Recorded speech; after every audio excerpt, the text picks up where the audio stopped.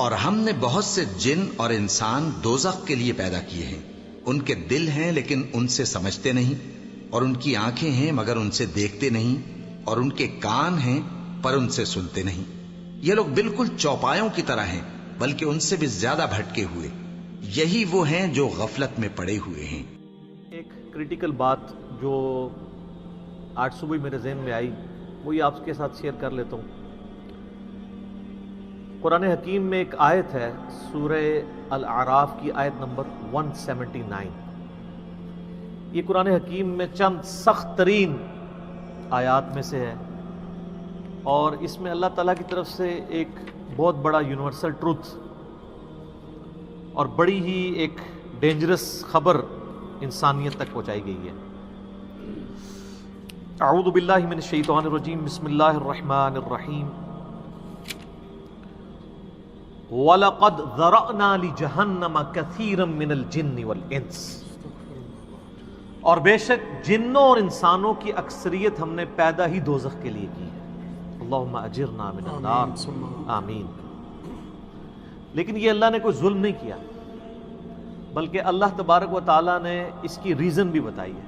یہ اللہ کا expert opinion ہے کہ یہ جو انسانیت اور جنات یہاں پہ آباد ہوئے ہیں، ان میں سے الٹیمیٹلی اکثریت دوزخ میں ہی جائے گی، بڑے کم لوگ ہوں گے جو جنت میں جانے میں کامیاب ہوں گے۔ جو سورۃ العصر میں بھی آیا، وَالْعَصْرِ إِنَّ الْإِنسَانَ لَفِي خُسْرٍ، زمانہ گواہ ہے اس بات پہ کہ ساری انسانیت گھاٹے میں ہے، سوائے ان لوگوں کے جو ایمان لے آئے، نیک اعمال کیے اور نیکی کی تلقین کرتے رہے اور صبر کی تلقین کرتے رہے۔ اس کے علاوہ پوری کی پوری انسانیت گھاٹے میں۔ اور دیکھ لیں، زمانہ گواہ ہے کہ حضرت نوح علیہ السلام کے مخالفین تباہ و برباد کر دیے گئے، صرف 78 لوگ جو ہیں وہ کامیاب ہوئے۔ حضرت لوط علیہ السلام کی 2 بیٹیاں ان کے ساتھ بچائی گئیں، ان کی اپنی بیوی بھی اور پوری قوم تباہ کر دی گئی۔ پوری انسانیت گھاٹے میں چلتی آ رہی ہے، سوائے ان لوگوں کے کہ جو ایمان لے آئیں گے، نیک اعمال اختیار کریں گے اور حق بات کی تلقین کریں گے اور صبر کی۔ یہاں پہ سورہ الاعراف کی آیت نمبر 179 میں ہے کہ بے شک جنوں اور انسانوں کی اکثریت پیدا ہی دوزخ کے لیے ہوئی ہے۔ بولے اعوذ باللہ تعالی۔ لہم قلوب لا یفقہون بہا، ان کو ہم نے دل دیے تھے، عقل دی تھی، لیکن وہ اس سے سوچتے ہی نہیں۔ وَلَهُمْ أَعْيُنٌ لَا يُبْصِرُونَ بِهَا، ان کو ہم نے آنکھیں دی تھی لیکن آنکھوں سے دیکھنے کا سا دیکھنا نہیں دیکھتے، عبرت نہیں پکڑتے۔ وَلَهُمْ آذَانٌ لَا يَسْمَعُونَ بِهَا، اور ان کو ہم نے کان دیے تھے لیکن سننے والا سننا سنتے ہی نہیں ہے۔ أُولَئِكَ كَالْأَنْعَامِ بَلْ هُمْ أَضَلُّ، ایسے لوگ چوپایوں کی مانند ہیں بلکہ ان سے بھی بدتر ہیں، جو اپنی عقل، آنکھیں اور کان استعمال کر کے حق بات تک پہنچنے کی کوشش نہیں کرتے۔ اولئک هم الغافلون، ایسے ہی لوگ ہیں جو اصل میں غافل ہیں۔ تو اللہ تعالیٰ نے یہ یعنی اس میں ایک غیبی خبر دے دی ہے کہ الٹیمیٹلی یہ ہونے والا ہے۔ مطلب کیا کہ اب جس نے تیاری کرنی ہے وہ خود تیاری کر لے۔ اس کو میں ایک مثال سے سمجھاتا ہوں کہ اس وقت تقریباً یہاں پہ 80 کے قریب لوگ بیٹھے ہیں، اور میں یہ کہوں کہ میں ایک گولی چلاؤں گا، جس کو بھی لگ جائے، تو ہم میں سے کیا ہر شخص یہ سوچے گا کہ یار ایک ہی گولی ہے، 80 بندے ہیں، کسی اور کو ہی لگے گی، ضروری ہے مجھے ہی لگنی ہے؟ ایسا تو کوئی نہیں سوچے گا، سب دڑکی لگا دیں گے۔ لیکن آخرت کا معاملہ کیا ہے؟ بخاری و مسلم دونوں کی حدیث ہے، متفق علیہ، کہ آدم علیہ السلام کو حکم ہوگا کہ جنتیوں اور دوزخیوں کو الگ کرو۔ حضرت آدم علیہ السلام پوچھیں گے کہ اے اللہ کتنے جنتی اور کتنے دوزخی؟ تو اللہ تعالیٰ فرمائے گا ہر 1000 میں 999 دوزخی اور صرف ایک جنتی۔ تو یہاں اگر 1000 بندہ اور میں کہوں ایک گولی چلے گی، ہر بندہ بھاگنے کی کوشش کرے گا، لیکن آخرت کے بارے میں یہ حال ہے کہ ہر ایک بندہ یہ امید لگائے ہوئے ہے کہ وہ جو ایک بچے گا نا وہ میں ہوں گا۔ اور ادھر 1000 بندے کے اوپر ایک گولی چلائی جائے تو 1000 کا 1000 سوچے گا جو ایک پھڑکے گا وہ میں ہوں گا۔ بالکل 180 ڈگری سوچ ہے۔ یا اس کو یوں سمجھے کہ میں کہوں کہ ایک گولی چلاؤں گا، 999 بچ جائیں گے، ایک کوئی لگے گی، کوئی نہیں کہے گا یار 999 بچنے ہیں تو چلو ایک میں بھی ان میں بچنے والوں میں ہوں گا، کیونکہ نا کدھر میں ہی نہ پھنس جاؤں۔ اور آخرت میں تو معاملہ بالکل الٹ ہے۔ بہت کریٹیکل ایشو ہے، انسان کو اپنی آخرت کی فکر کرنی چاہیے، اللہ کو سیریس لینا چاہیے. جو لوگ دنیا میں اللہ کو سیریس لیتے ہیں وہی اپنی اصلاح کر لیتے ہیں، ورنہ اللہ تو بے پرواہ ہے. یقین کریں پوری کی پوری انسانیت دوزخ میں چلی جائے اللہ کو کوئی پرواہ نہیں ہے، پوری کی پوری انسانیت جنت میں چلی جائے اللہ کو کوئی پرواہ نہیں ہے. اور یہ جو اکثر لوگ مثالیں دیتے ہیں کہ جی دیکھیں کوئی ماں اپنے بچے کو کیسے دوزخ میں پھینک سکتی ہے، تو اللہ تعالیٰ تو ماں سے بھی بڑھ کے محبت کرتا ہے، وہ کیسے پھینکے گا؟ بھائی اس لیے پھینکے گا کہ اللہ تعالیٰ کے وہ احساسات نہیں ہیں جو ایک ماں کے ہوتے ہیں.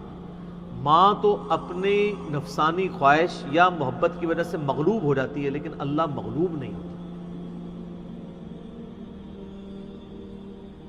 اللہ تعالیٰ کیا فرعون سے اس کی ماں سے بڑھ کے محبت کرتا ہے جو اس کا باغی ہے؟ یہ محبت تو ان لوگوں کے لیے جو اس کے تابع فرمان ہو. جو اللہ کے دشمن ہیں ان کے بارے میں تو اللہ تعالیٰ فرماتا ہے انا من المجرمین منتقمون، ہم مجرموں سے انتقام لے کے چھوڑیں گے. ان کے لیے یہ معاملہ نہیں ہے.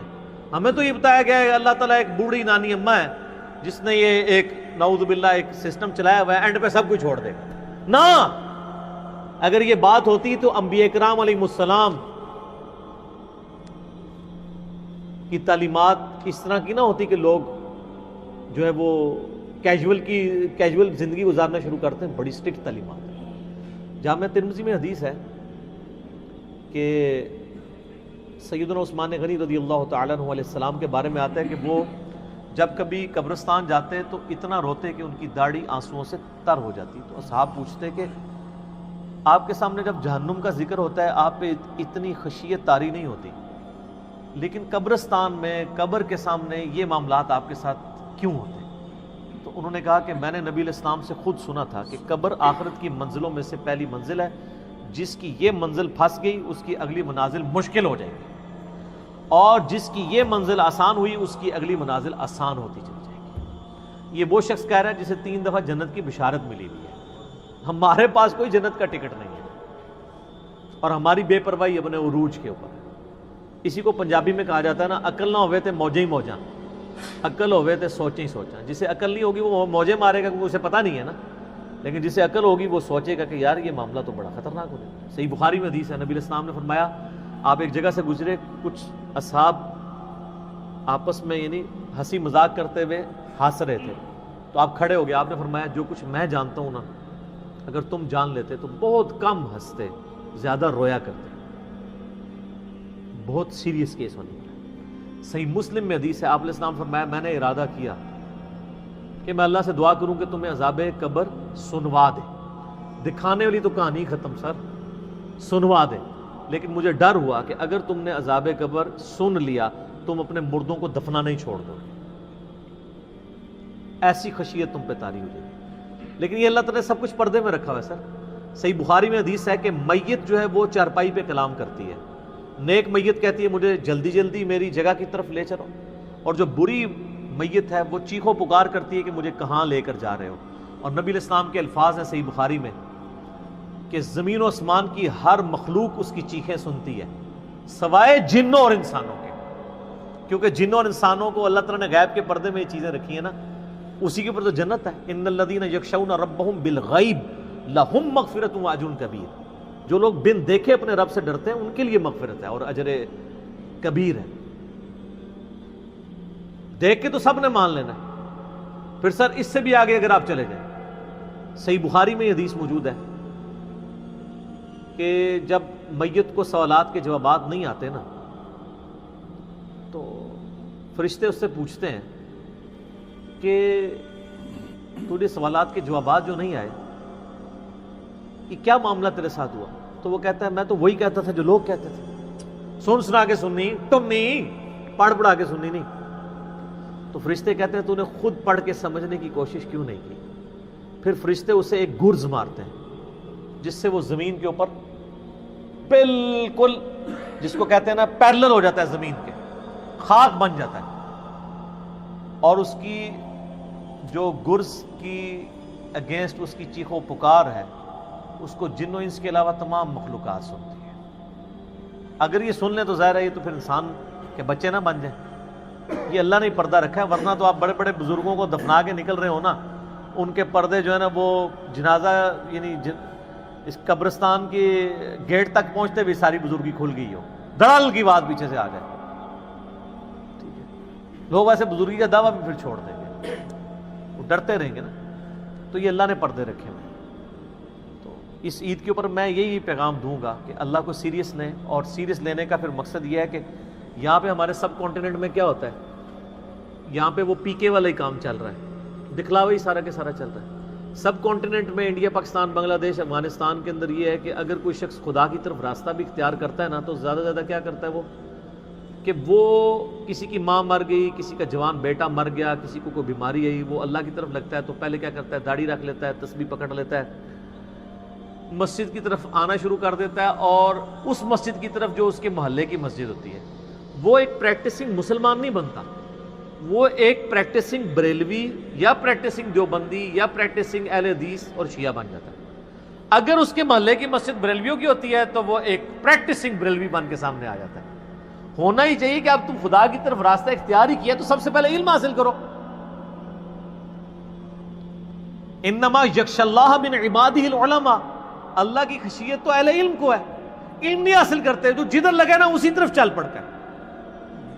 ہونا تو چاہیے کہ آپ پہلے ہی دیکھیں کہ میں قرآن و سنت کا علم حاصل کروں, میں دیکھوں کہ یار کون سے نظریات درست ہیں, کن چیزوں کے اوپر اللہ تعالیٰ نے پکڑ کرنی ہے, کن چیزوں کے اوپر اللہ تعالیٰ نے فرائض میرے اوپر لگائے ہیں. وہ کوئی بھی علم نہیں حاصل کرتا, کوئی جدھر لگا ہے ادھر. ہمارے محلے میں نے بتایا کہ ایک پوری فیملی قادیانی ہو گئی تھی, میری پیدائش سے پہلے کی بات ہے. صرف ان کے گھر اولاد نہیں ہوتی تھی, بچی پیدا ہوئی, وہ والد پہلی دفعہ گیا مسجد میں, وہ قادیانیوں کی عبادت گاہ تھی, وہ قادیانی ہو گیا, پوری نسل ان کی قادیانی ہے. یہ ہماری ٹوٹل تحقیقات ہے. ہمارے سب کانٹیننٹ کے معاشرے میں لوگ پریکٹسنگ اپنے فرقوں کے بنتے ہیں, علم حاصل نہیں کرتے. یہی وجہ ہے کہ پوری زندگی کبھی یہ نوبت ہی نہیں آتی کہ میں دیکھوں. حالانکہ دنیاوی معاملات کے اندر سب سے پہلے لوگ, کسی نے مکان بھی بنانا ہے نا, وہ کئی ٹھیکیداروں سے مشورہ کرتا ہے, کئی مٹیریل والوں کو ملتا ہے. کہ کیا ہوتا ہے کہ وہ صبح مکان شروع کرا دیتا ہے, پوری فیزیبلٹی بناتا ہے, پوری پلاننگ کرتا ہے. لیکن ایک دین کے اوپر چلنا ہے جس کے لیے کوئی پلاننگ نہیں, کوئی فیزیبلٹی نہیں, جو جدھر لگا وہ لگ جاتا ہے. اس وجہ سے پوری زندگی لوگ نماز پڑھتے رہتے ہیں, ان کو یہ نہیں پتہ چلتا کہ نماز کا سنت طریقہ کیا ہے, اس کے اندر کیا کچھ پڑھنا ہے, اس کے کیا مسائل ہیں. کتنے شادی شدہ لوگ ملتے ہیں, بچے بھی جوان ہو چکے ہیں, ان کو غسل کا طریقہ ہی نہیں آتا. علم بنیادی چیز ہے, اس کے اوپر بنیاد رکھیں, اس کے بعد جو ہے وہ آخرت کی طرف آپ کی رہنمائی ہوگی. لیکن علم کے بغیر کچھ بھی نہیں ہوگا. اس لیے میں اس عید کے موقع پر ریکویسٹ کروں گا, جہاں تک بھی ہماری بات پہنچتی ہے, کہ یہ سچائی کا پیغام سب سے پہلے اپنے اوپر لاگو کریں, پھر جاگو اور جگاؤ کی مہم شروع کریں. انسانیت کو بتائیں کہ کتنی بڑی مشکل میں وہ پھنسنے والے ہیں, کتنا بڑا معاملہ ان کے ساتھ ہونے والا ہے.